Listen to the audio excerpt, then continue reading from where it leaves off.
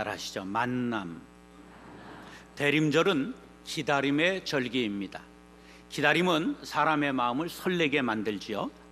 젊은이들은 크리스마스 캐롤이 울려 퍼지는 거리를 목적도 없이 방향도 없이 얼굴에는 홍조를 띠고 설레는 마음을 가지고 이리저리 몰려 다니고 있습니다. 나이 들은 분들은 과거의 추억 속에 잠겨들곤 합니다. 이때가 되었는데도 설레임이 없고 무덤덤하다 그런 분이 있으면 내가 피가 식었구나 그렇게 생각하면 되겠어요. 누군가를 기다린다고 하는 것은 참으로 행복한 일입니다. 학창시절 크리스마스 이브에 눈 내리는 화이트 크리스마스를 맞이해서 사거리 빵집에서 누구를 기다리다가 바람을 맞아본 추억은 있으십니까? 눈길을 홀로 걸으며 곁에 누군가가 있었으면 하는 바람을 갖고 눈밭에 발자국을 남기며 멀리 걸어 보셨습니까? 과거 그런 아름다운 추억이 있었다면 지금은 과연 어떤 기다림이 있습니까? 지금 교회력으로 대림절이라고 말합니다. 대강절, 대림절, 강림절 이렇게 같은 뜻인데요, 영어로는 어드벤트, 내려온다고 하는 뜻입니다. 예수님의 강림, 예수님의 탄생을 기다리는 절기라는 뜻입니다. 대림절은 교회력의 시작입니다. 그래서 우리 교회는 대림절이 시작되는 12월부터 새해로 시작을 하고 있는 것입니다. 로마에서 기독교를 공인했던 AD 313년 4세기로부터 이 대림절이 시작되었는데 크리스마스 전 네 번째 주일부터 시작됩니다. 그래서 우리는 촛불을 하나, 둘째 주일에는 둘, 세 번째 주일에는 셋, 오늘은 네 번째 마지막 주일로 네 개를 켭니다. 그러면서 색깔은 어두웠던 데서 점점 환한 빛으로 나아가다가 이제 크리스마스가 되면 왕초를 밝힙니다. 왕으로 오신 예수님. 그래서 우리의 영원한 왕초는 예수님이 되시는 것입니다. 이 촛불은 기다림을 상징하지요. 세상의 모든 것은 상징 언어가 있습니다. 가령 그림을 그릴 때 신발이 등장한다. 신발은 인생 여정을 뜻하지요. 근데 그 신발이 낡았다. 그럼 인생이 피곤하다. 그 구두가 반짝반짝한다. 인생이 광희로 빛나고 있다. 이런 걸 화가들은 은연중에 표현하는 거지요. 촛불은 뭐를 상징한다고요? 기다림을 상징합니다. 대림절의 의미를 네 가지로 설명할 수 있는데, 하나님의 아들이 육신을 입으시고 이 땅에 오심을 밝히 전한다는 의미가 담겨 있습니다. 태초부터 하나님과 함께 계셨고 자신이 바로 하나님이셨던 그분이 인간의 몸을 입고 오심을 알리는 것입니다. 두 번째로는 우리 주 예수 그리스도를 기쁜 마음으로 간절하게 기다린다는 의미가 담겨 있습니다. 옛날 이스라엘 백성들이 메시아의 강림을 기다리고 바랐던 것처럼 성탄절을 준비하고 기다린다는 의미입니다. 세 번째로는 강림하시는 주님을 맞이하기 위하여 우리들이 몸과 마음을 정결케 한다고 하는 의미를 담고 있습니다. 네 번째로는 다시 오실 주님을 맞이하기 위한 준비를 상징하고 있습니다. 세례 요한이 그리스도의 길잡이가 되었던 것처럼 우리 모두는 다시 오실 재림하실 예수님의 길잡이로서의 각오와 준비를 다짐해야 하는 절기가 대림절인 것입니다. 대림절의 색깔은 보랏빛입니다. 그래서 이렇게 보랏빛을 띠고 있습니다. 우리 동양의 왕권은 황금색이 왕권입니다. 그런데 로마 황제의 그 황제 색깔은 보라색입니다. 왕으로 이 땅에 오신 예수님을 상징하며 보라색을 띠는 것입니다. 매일같이 계속되는 수많은 만남 속에 진정한 만남은 찾아보기 어려운 것이 세상입니다. 제가 시집을 제법 많이 갖고 있는데 과연 만남을 주제로 한 시가 있는가 찾아봤더니 의외로 거의 유명한 시 중에 만남이라는 시를 한 편도 못 찾았습니다. 그래서 시의 주제를 보니까 대부분 기다림, 그리고 그리움, 이별의 아픔, 그런 것들을 주제로 쓴 시가 대부분이었습니다. 그 이별의 그 그리움, 만남의 처연한 마음을 김소월은 이렇게 노래했지요. 불러도 대답 없는 이름이요, 부르다가 내가 죽을 이름이요, 선체로 이 자리에 돌이 되어도 부르다가 내가 죽을 이름이요. 얼마나 처절합니까? 애타게 부르고 기다려도 만날 수 없는 아픔이 절절히 배어 있습니다. 이런 것을 생각할 때 우리는 참으로 행복한 사람들입니다. 그리스도인들이 된다는 것은 기다리는 사람이 되는 것을 의미합니다. 우리 기다림이 세상 사람들과 다르다는 것은 바로 만남이 있는 기다림이기 때문입니다. 하나님은 예수님을 이 땅에 보내주시겠다는 약속과 함께 기다리는 모든 이들의 약속의 성취로 이 땅에 오셨습니다.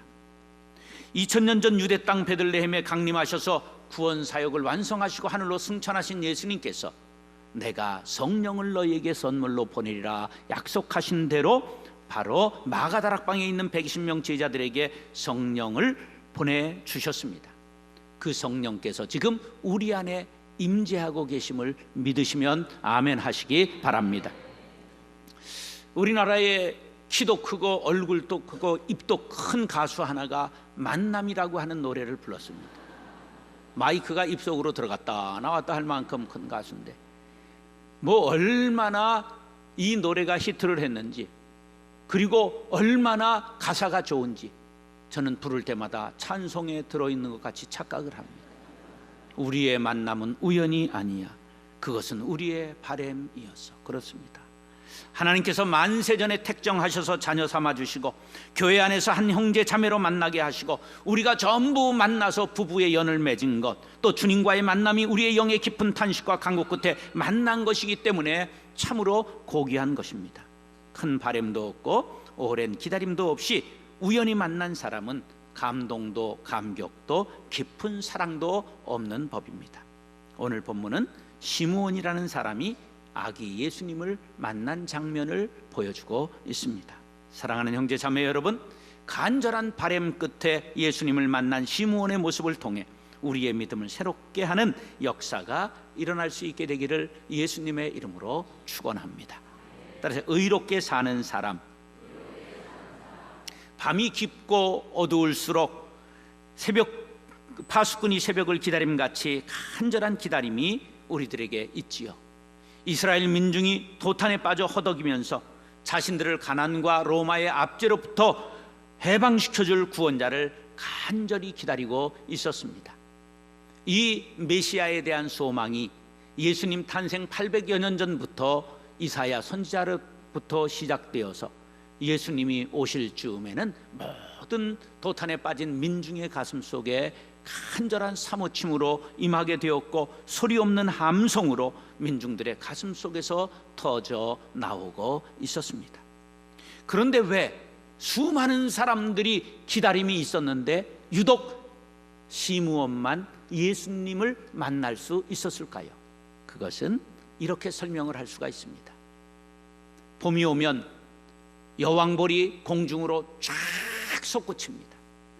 그러면 수많은 숫벌들이 여왕벌을 따라서 공중으로 비행을 합니다.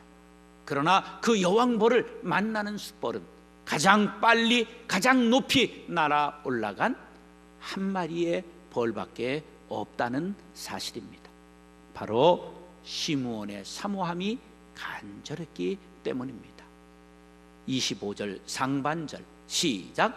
예루살렘에 시므온이라 하는 사람이 있으니 이 사람은 의롭고 그리스도의 탄생을 간절히 기다리다 아기 예수님을 만난 시므온은 오늘날 그리스도를 기다리는 우리들의 모범이 되었습니다. 본문에서 시므온의 성품을 나타낸 말이 의롭다라는 말입니다. 디카이오스라고 하는 헬라어는 원칙이나 기준에 합당하여 법적으로 하자가 없음을 뜻하는 말입니다. 다시 말해 의롭다는 것은 하나님의 기준에 합당하게 살았다는 뜻입니다. 대학에 들어가거나 직장에 취직하거나 어디에 무엇이 되기 위하여서는 그 단체가 요구하는 기준에 합당한 사람이라야 들어가고 합격할 수가 있습니다. 마찬가지로 하나님을 만나고 예수 그리스도를 만날 수 있는 것은 하나님의 기준에 합당해야 가능한 일입니다.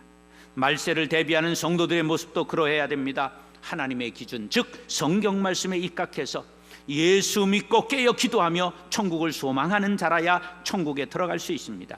세상에서도 의롭게 살아야 복된 만남을 만날 수가 있습니다.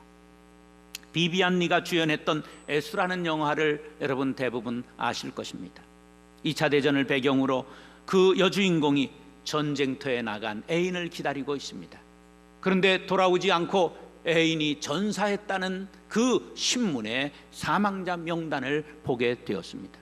절망에 빠져 그 살아가던 여인이 생활고를 못 이겨서 그 장교들 클럽에 가서 그들에게 몸을 파는 장녀가 되었습니다. 그러던 어느 날 길가에 지나가는 꿈에도 잊지 못할 그의 애인을 보게 됩니다.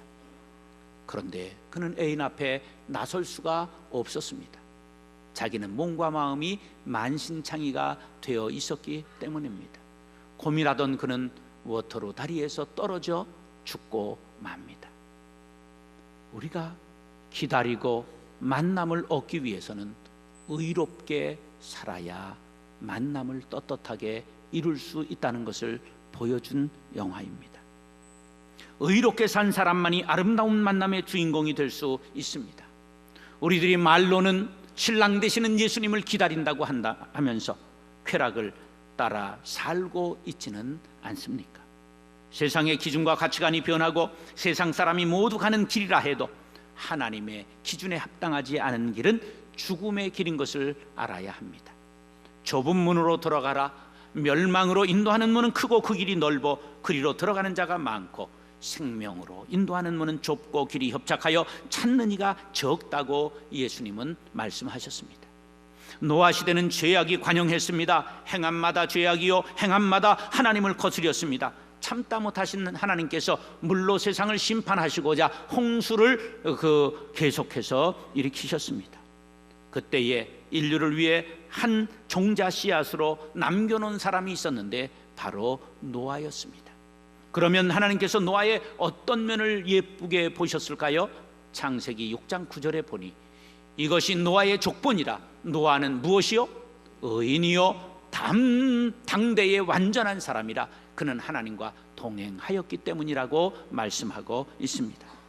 노아가 홍수 심판에서 구원받고 인류의 중간 시조가 된 것은 그가 돈이 많고 재주가 많고 공부를 많이 하고 힘이 세고 수영선수라서 살아난 것이 아니라 하나님의 기준에 합당하게 하나님과 동행했기 때문임을 기억하시기 바랍니다. 잠언 15장 29절입니다. 시작. 여호와는 악인을 멀리하시고 의인의 기도를 들으시느니라. 할렐루야. 하나님의 관심은 온통 의인에게 있으십니다. 그의 발걸음을 지키시고 소리에 귀를 기울이셔서 작은 신음에도 응답하십니다. 환난에서 보호하시고 눈동자같이 사랑하십니다. 특별히 품에 안고 보호해 주십니다. 사랑하는 형제 자매 여러분, 하나님의 기준에 맞게 의롭게 살아 시몬과 같이 예수님을 만나는 복을 누리는 저와 여러분들 될 수 있기를 예수님의 이름으로 축원합니다. 따라서 경건하게 사는 사람, 경건한 생활에 대하여 버터필드 목사님은 이런 얘기를 했습니다. 경건한 생활이란 내적으로 하나님을 신뢰하는 믿음과 하나님의 교제를 가지는 기도와 이 세상에 겸손하게 살아가는 성품과 자신의 재물을 천국 곳간에 두는 재물관을 가진 사람이 경건한 생활을 하는 것이라고 말했습니다. 사람이 말을 점잖게 하고 일을 성실하게 할 수 있습니다. 국민된 의무를 잘 감당하고 시민정신을 지켜 모범 시민이 될 수 있습니다. 그러나 경건하게 사는 일은 그리 쉬운 일이 아닙니다. 경건이라는 말은 믿음 생활, 인격적인 수양과 재물의 바른 사용까지를 포함한 전인격적인 삶의 성화를 일컫는 말이기 때문입니다. 그러므로 성경에는 경건의 이기를 연습하라고 말하고 있습니다. 연습이라고 하는 말은 이것이 운동선수들이 벌거벗고 땀을 흘리며 뛰는 훈련을 뜻하는 말입니다. 김연아 선수가 한번 팽이같이 팽그르르 돌기 위해서 3,000번의 넘어짐을 경험해야 된다고 인터뷰한 기사를 본 적이 있습니다. 끊임없이 훈련해야 됩니다. 경건에 이르기를 위해서 힘써야 하는 것입니다. 그런데 시므온은 25절 중반절 시작, 경건하여, 경건한 사람이라고 말씀하고 있습니다. 영어로 경건이라는 뜻은 하나님의 품성과 인격을 닮은 삶이라는 말이요, 헬라어로는 유세베이아라고 말하는데 하나님을 공경하고 사람을 존경하며 자신을 귀히 여기는 태도를 유세베이아라고 말합니다. 이런 것을 생각해 보면 우리가 생각한 경건은 편협했거나 좀 모자랐던 것이 뭐가 나는 것이 아닌가 생각합니다. 경건 그러면 우리는 금욕주의적으로 생각하고 가까이 하기엔 너무나 먼 당신과 같이 근엄하고 말이 없고 침울한 분위기를 연상해 왔습니다. 그런데 유세베이아로 살펴본 뜻은, 경건은 하나님을 공경하면서도 사람을 따뜻하게 사랑하고 자기의 언제나 온화한 미소를 띠고 있는 사람이 경건이라고 하는 것을 깨닫게 됩니다. 크세노폰이 쓴 소크라테스의 회상이라는 책을 보면 소크라테스를 경건한 사람의 표상으로 묘사하고 있는데 이런 글이 기록되어 있습니다. 그는 하늘의 뜻을 떠나서는 한 발자국도 내디디지 않는다고 할 만큼 신앙심이 깊고 종교적이었다. 살아있는 영혼의 하찮은 상처마저도 입히는 일이 없었을 만큼 그는 올바른 인물이었다. 그는 아주 자제심이 강한 사람이어서 괴로운 일 대신에 안락한 것을 택하거나 하는 일은 결코 하지 않았다. 그는 뛰어난 감각과 사려가 깊었던 고로 선악을 구별하는 데 있어서 그르치는 일이 없었다고 소크라테스에 대하여 증언하고 있습니다. 소크라테스가 철학의 아버지여 4대 성인의 한 사람으로 꼽히는 이유도 바로 그가 경건한 사람이었다는 데 있는 것입니다. 하나님은 경건한 사람을 찾으시고 만나 주십니다. 그가 어느 나라 어느 민족인가가 문제가 아닙니다. 학벌과 부귀와 명예도 문제가 아님을 사도행전 10장 2절은 증거합니다. 시작,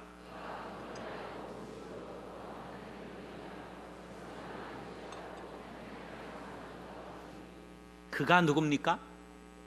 고넬료입니다. 가이사랴에 주둔하고 있던 이탈리아대의 군인으로 로마군의 중대장격인 사람이었습니다. 그는 경건했습니다. 유대인이 아닙니다. 로마인이었습니다. 학자도 아니요 기업가도 아니요 칼로 세계를 정복했던 로마 제국에 선봉해졌던 군인입니다. 그런데 경건했습니다. 그의 경건의 모습을 버터필드 목사님의 기준을 가지고 한번 비춰보겠습니다. 그는 하나님을 경외하는 믿음의 사람입니다. 하나님과 교제하는 기도의 사람이었습니다. 이웃과 더불어 집안 모든 가족들과 더불어 하나님을 경외한 사람으로 이웃과 형제에 대해 겸손한 사람이었던 것입니다. 그리고 백성을 많이 구제했습니다. 하늘 곳간에 보화를 쌓는 재물관이 바로 서 있는 사람임을 알 수가 있습니다. 경건은 이와 같이 구체적인 삶의 모습으로 나타나야 됩니다. 이런 경건한 고넬료를 하나님께서 만나 주셨습니다. 베드로 사도를 보내주셨고 설교를 들을 때 성령을 충만히 받음으로 이방인 최초로 구원받은 사람이라고 성경에 이름을 올리는 복을 받게 되었던 것입니다. 사랑하는 형제 자매 여러분, 경건한 사람 시므온은 아기 예수님을 품에 안는 영광을 맛보았습니다. 경건한 고넬료는 이방인으로서 구원받는 은혜를 받았습니다. 하나님을 경외하는 믿음과 하나님과 교제하는 기도와 형제를 존중히 여기는 겸손과 물질을 선한 일에 사용하는 바른 재물관을 가지고 경건을 실천하는 저와 여러분들, 그리하여 예수님을 만날 수 있게 되기를 예수님의 이름으로 축원합니다. 따라하시죠. 간절하게 기다리는 사람. 여러분은 이 대림절에 누구를 기다리십니까? 그리스도입니까? 아니면 바라바입니까? 하나님입니까? 아니면 물질입니까? 그것도 아니라면 자기 실현의 욕구를 채우고자 하고 있지는 않습니까? 대림절에 나는 과연 누구를 기다리고 있는가? 그 기다림은 과연 간절한가? 인간의 구원은 누구를 기다리고 만나느냐에 따라서 결정됩니다. 시므온은 그리스도를 기다렸습니다. 간절하게 기다렸습니다. 그리고 아기 예수님을 만났습니다. 25절 하반절로 29절입니다. 시작.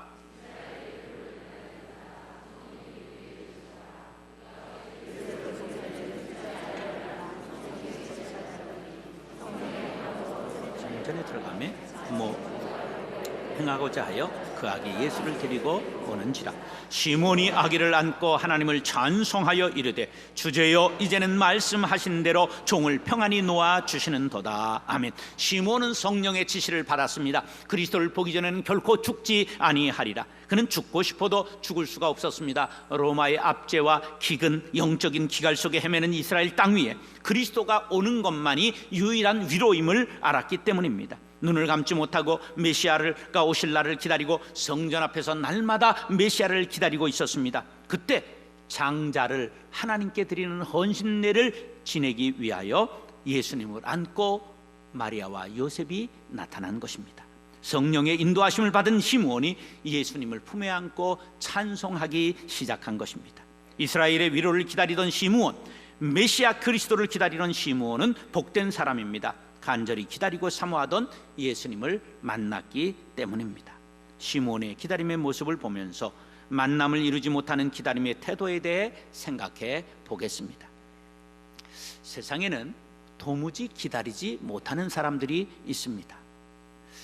얼마 전에 미국 위스콘신 주의 그린베이라고 하는 도시의 서쪽으로 7마일 지점 고속도로에서 순찰하던 경찰차가 멈추어 서 있는 차를 발견하고 다가갔는데 사람이 차 속에 누워 있었습니다. 두드려도 일어나지 않아 문을 열고 들어갔더니 사람이 죽어 있었습니다. 그런데 차도 부딪히지 않았고 외상도 없었습니다. 어떻게 된 것인가 하고서 찾던 데에 앞에 유리창에 종이 쪽지가 있어서 그것을 펼쳐보았더니 이렇게 기록되어 있었습니다. 차가 고장이 나서 멈췄다. 지나가는 사람들에게 도와달라고 손을 흔들었다. 11시간이나 기다렸지만 아무도 나를 도와주지 않았다. 이제 더 살 희망이 없다. 그리고 죽고 말았던 것입니다. 그런데 생각해 보세요. 그린베이라고 하는 곳이 몇 마일 바깥에 있었다고요? 7마일 바깥에 있었습니다. 아무리 눈이 내리고 추운 겨울이었지만 그가 걸어서 2시간이면 가는 곳에 마을이 있었던 것입니다. 2시간을 기다리지 못하고 걷지 못하고 그는 생을 마감하고 만 것입니다. 그런가 하면 기다림을 미루는 사람들이 많이 있습니다. 교회 가자 그러면 담배 끊은 후에 술 끊은 후에 오겠다고 말합니다. 그런 사람은 1000년이 지나도 끊는 것을 못 봤습니다. 어떤 사람은 돈을 번 후에 헌금할 만하면 가겠다고 말합니다. 그런 사람이 돈 벌면 헌금하는 법을 못 봤습니다. 여러분, 우리가 깨끗하게 되고 교회 나오는 것이 아니라 교회 나와 은혜 받으면 깨끗하게 된다는 사실을 믿으시기 바랍니다. 빛이 오면 어두움은 자동적으로 사라지는 것처럼 빛 대신 주님이 우리 안에 임재하시면 우리의 어두움과 옛 행실이 전부 사라지게 될 줄로 믿습니다. 2013년 성탄절에 주님을 만나시기를 원하십니까? 예수님만이 나의 위로, 나의 생명이 되십니다. 나의 구원, 나의 반석이 되시는 예수님, 내 안에 임하셔서 나의 죄와 허물, 어두움과 불확실성을 몰아내시고 빛으로 생명으로 인도해 주시옵소서. 간절한 바람을 가지고 기다리시기 바랍니다. 여러분, 누구를 기다리고 있습니까? 나는 예수 그리스도를 기다리고 바라봅니다. 대답할 수 있어야 됩니다. 오늘도 기적을 바라고 믿어서는 아니 됩니다. 지난 주간에 카나다에서 420억 원의 로또에 당첨된 사람이 있었습니다. 이 사람은 나는 살 만큼 살고 자녀들도 다 자립했기 때문에 이 돈 사회에 환원한다. 그리고 전액을 사회에 내놓았습니다. 미국 쪽에 6천억에 당첨된 두 사람이 있었습니다. 난리를 치고 좋아합니다. 이것을 본 전 세계의 사람들이 로또를 꿈꾸고 있습니다.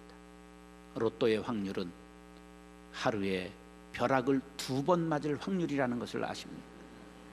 로또에 당첨되기 전에 벼락 2대 맞을 각오를 하시고 로또를 바라시기 바랍니다. 예수님 자신, 그의 말씀과 그의 인격을 바라시기 바랍니다. 예수님을 만나면 구원과 영생을 얻고 그의 인격을 본받으면 온유하고 겸손한 사람으로 거듭나게 될 줄로 믿습니다. 하나님의 자녀가 되고 그를 만나게 되면 우리는 영생을 누리게 되는 것입니다. 이사야 30장 18절 시작. 그러나 여호와께서 기다리시나니 이는 너희에게 은혜를 베풀려 하심이요 일어나시리니 이는 너희를 긍휼히 여기려 하심이라. 대저 여호와는 공의의 하나님이시니 그를 기다리는 자는 복이 있도다. 아멘. 예수님을 간절히 기다린 시므온이 복을 받았습니다. 예수님을 간절히 기다린 모든 사람이 구원을 받습니다. 세상에 믿던 모든 것이 무너지고 끊어질지라도 하나님의 사랑의 줄로 이 땅에 오신 예수님을 만나면 구원을 받고 영생을 얻게 됨을 믿으시기 바랍니다. 사랑하는 형제 자매 여러분, 기다림의 절기 대림절을 보내면서 하나님의 기준에 맞는 의로운 삶에 힘쓰고 경건에 이르기를 연습하며 간절히 주님을 사모하여 예수님 만나는 성탄절이 될 수 있기를 예수님의 이름으로 축원합니다.